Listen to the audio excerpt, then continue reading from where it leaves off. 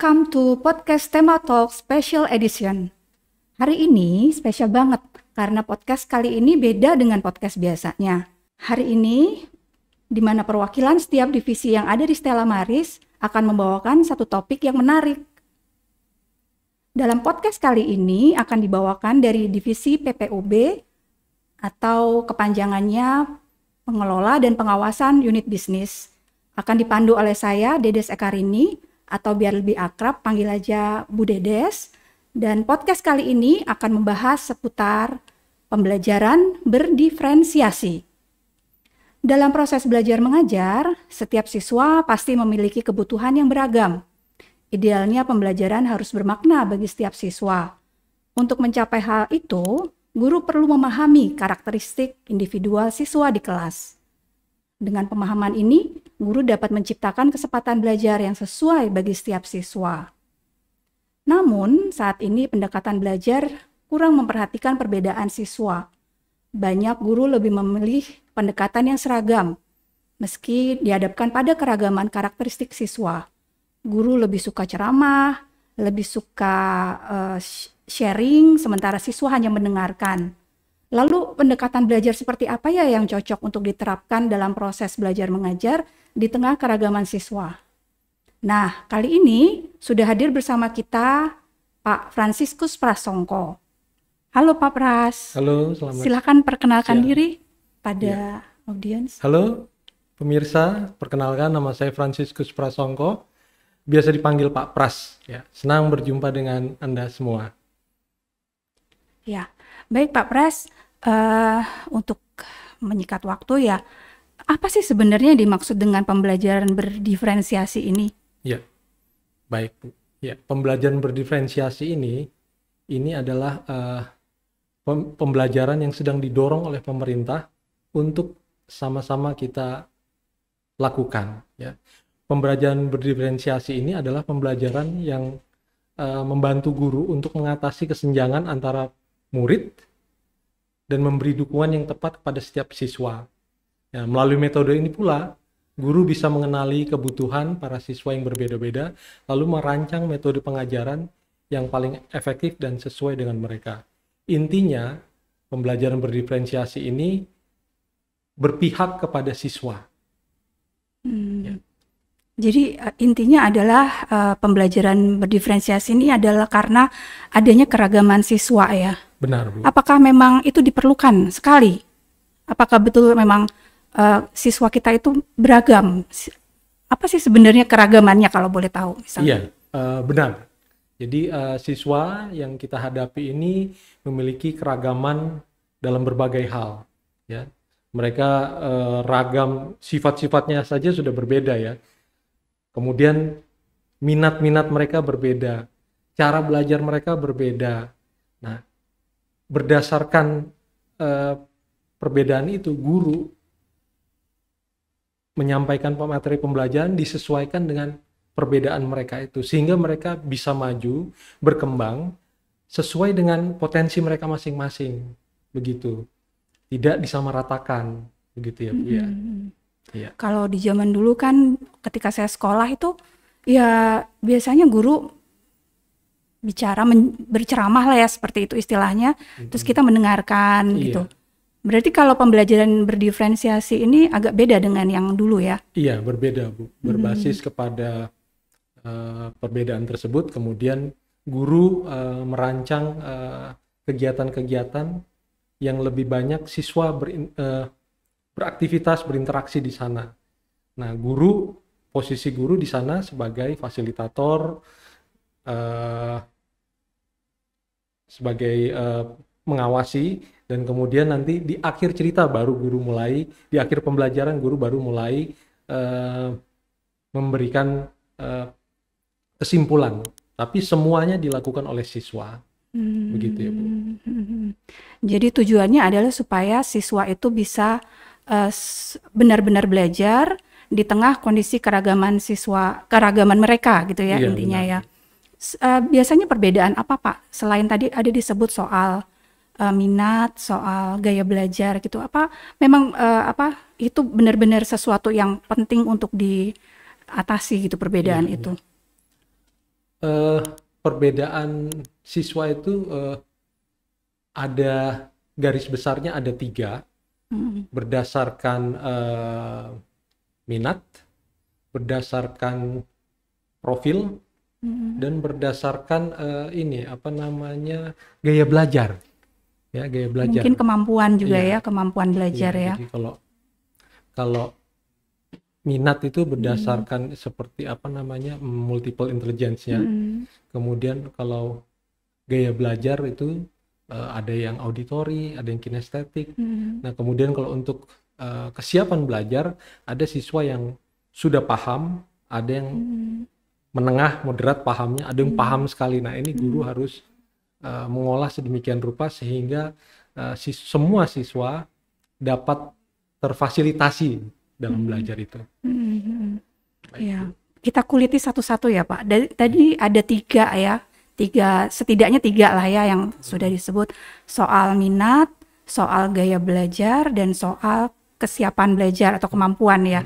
Kalau minatnya misalnya berbeda gitu ya, apa yang bisa dilakukan guru kalau dia mau pakai pembelajaran berdiferensiasi ini? Iya, di dalam pembelajaran berdiferensiasi ini yang pertama kali dilakukan oleh guru adalah mengidentifikasi siswa berdasarkan minat, berdasarkan tadi profil kesiapan belajar dan sebagainya tadi. Melalui melalui survei, melalui pretest, ya. Nah, kemudian setelah mendapatkan informasi itu, nah guru mulai memetakan siswa-siswa tersebut sesuai dengan potensi mereka masing-masing. Nah, mulai setelah itu merancang pembelajaran yang disesuaikan dengan potensi atau kemampuan siswa masing-masing. Begitu sih, Bu. Berarti kalau misalnya dia mengajar di lebih dari 1 kelas ya, katakanlah misalnya guru subjek seni suara gitu misalnya, kan itu kan biasanya kan lintas kelas itu, dia harus kenal seluruh siswa dari kelas yang diajar gitu ya. Iya, benar. Berarti ya, supaya dia bisa merencanakan metode belajar yang sesuai dengan keunikannya anak begitu ya Pak ya. Betul. Wah, lumayan ini ya, lumayan kompleks ini salah ya. satu tantangan bagi guru. Iya. Ya, dari yang Pak Pras selama ini amati di lapangan ya, apa sih sebenarnya kesulitan dari pembelajaran berdiferensiasi, atau mungkin sisi-sisi yang mungkin masih sulit untuk bisa diatasi oleh guru dari pembelajaran berdiferensiasi ini, atau istilahnya tantangan lah gitu. Tantangan ya. Tantangan yang dihadapi oleh guru di dalam pembelajaran berdiferensiasi ini adalah dia harus menyiapkan materi pembelajaran yang berbeda-beda dari berbagai tingkatan itu, dan itu membutuhkan waktu yang tidak sedikit. Itu salah satu tantangan. Bukan berarti tidak bisa dilakukan, asal gurunya punya kemauan pasti bisa, gitu ya. Jadi guru harus menyesuaikan sesuai dengan kebutuhan siswa masing-masing. Kemudian kadang-kadang juga problem selanjutnya adalah keterbatasan sumber daya. Keterbatasan sumber daya itu artinya seperti bahan ajar atau alat bantu ajar, dan yang dimana guru harus berusaha untuk menyiapkan, gitu ya. Kurikulum juga, kurikulum yang ada itu juga sepertinya masih bertumpu pada pembelajaran yang sifatnya semua seragam. Sementara guru diminta untuk berimprovisasi dengan pembelajaran berdiferensiasi ini. Nah, ini juga perjuangan buat guru ya. Kemudian guru juga mulai memiliki tantangan di dalam mengevaluasi atau memberikan ujian, karena kan disesuaikan dengan itu.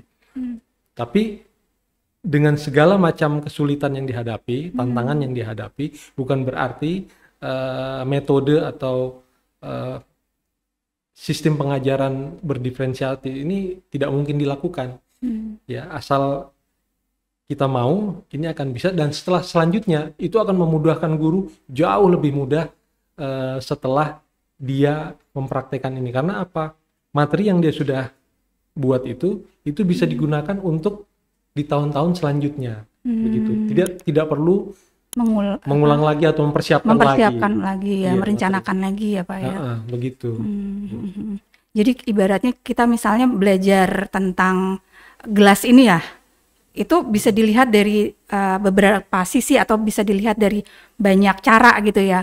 Mau belajar dengan cara, kalau misalnya gaya belajar visual, mau bicara soal auditori, atau mau belajar secara kinestetik misalnya seperti itu ya. Kalau berdasarkan gaya belajar, kalau berdasarkan apa tadi, kesiapan belajar, berarti ada Yang tahapan-tahapan yang berbeda buat anak untuk nanti dia mesti lalui gitu ya. Ada yang belum begitu siap, ada yang moderat siapnya, ada yang benar-benar siap. Nah itu guru harus mengolah materinya sedemikian rupa sehingga sesuai dengan masing-masing kesiapan belajar siswa.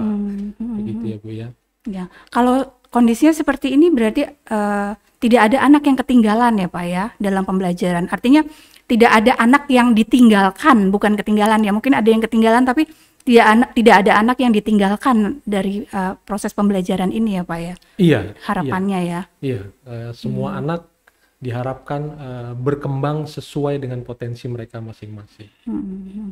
Jadi selain tadi tidak ada anak yang ditinggalkan, kira-kira manfaat apa lagi Pak yang bisa diterima oleh anak lewat pembelajaran yang berdiferensiasi ini Pak? Iya, jadi ada banyak manfaat atau keuntungan yang dirasakan oleh siswa di dalam pembelajaran berdiferensiasi ini. Salah satunya adalah ya semua siswa tumbuh berkembang secara merata sesuai dengan potensi mereka masing-masing, minat mereka masing-masing. Yang punya kemampuan di bidang audiovisual, kinestetik, semuanya berkembang sesuai dengan talenta mereka masing-masing ya. Kemudian pembelajaran juga menjadi lebih menyenangkan. Guru tidak terlalu lelah dalam memaksa artian, dalam tanda kutip ya, mengontrol semuanya, tapi semua siswa yang melakukan. Nanti guru cuman memonitor, kemudian habis itu meluruskan ya, seperti itu. Kemudian juga pembelajaran juga lebih personal kepada setiap masing-masing siswa. Begitu. Pertanyaan yang mungkin paling penting ya untuk guru-guru, bagaimana langkah-langkah pembelajaran berdiferensiasi ini supaya itu bisa direncanakan dan diikuti oleh guru-guru yang ada di seluruh Indonesia. Yang cukup menantang bagi guru-guru ya. Yang pertama, guru harus mengidentifikasi kebutuhan siswanya ya. Bagaimana tipe-tipe siswanya diidentifikasi melalui survei, melalui observasi atau pretest. Nah, begitu selesai kegiatan tersebut, nah guru memetakan siswa-siswanya. Nah, setelah itu ya, setelah guru memetakan itu, nah kemudian guru mulai merancang atau mendesain pembelajaran yang sesuai dengan potensi belajar siswa ya. Nah, setelah proses pembelajaran, guru juga tetap harus mengevaluasi, bahkan kalau perlu ini bekerja sama dengan semua pihak. Guru meminta feedback, masukan dari murid, dari orang tua murid, ataupun dari sesama rekan kerja, agar pembelajaran ini secara dinamis terus berkembang menuju ke arah yang semakin disempurnakan, semakin baik, semakin berkembang. Begitu sih. Ya. Feedback itu memang sangat perlu, karena kalau tanpa feedback kita nggak tahu ya apa yang kita lakukan itu berhasil atau tidak gitu ya Pak ya. Iya. Baik, bisa kita simpulkan pada pertemuan kali ini bahwa memang guru itu selalu dinamis. Jadi dulu hanya mengajar dengan cara ceramah, tapi sekarang guru punya banyak pilihan strategi atau metode, materi untuk mereka mengajar di dalam kelas. Dan yang terakhir, guru juga harus melakukan terus-menerus evaluasi bagaimana penerapan pembelajarannya telah dilakukan. Guru juga harus bisa minta feedback dari para siswa maupun orang tua siswa agar strategi pembelajaran mereka semakin baik dan lebih baik lagi di kemudian harinya. Tak terasa pertemuan kita sudah sampai di penghujung acara. Pembelajaran berdiferensiasi sudah dibahas sampai tuntas. Semoga apa yang sudah kita bahas hari ini bermanfaat. Bagi yang tertarik untuk lebih tahu banyak tentang Stella Maris School, silakan klik link di sisi kanan atas atau bisa hubungi di nomor 0878 7278 5231 dengan format nama/usia anak/pertanyaan. Dapatkan informasi terbaru tentang podcast dan Sekolah Stella Maris di Instagram @stellamaris.sch. Akhir kata saya Dedes dan Pak Pras pamit undur diri. See you on the next podcast. Bye. Bye.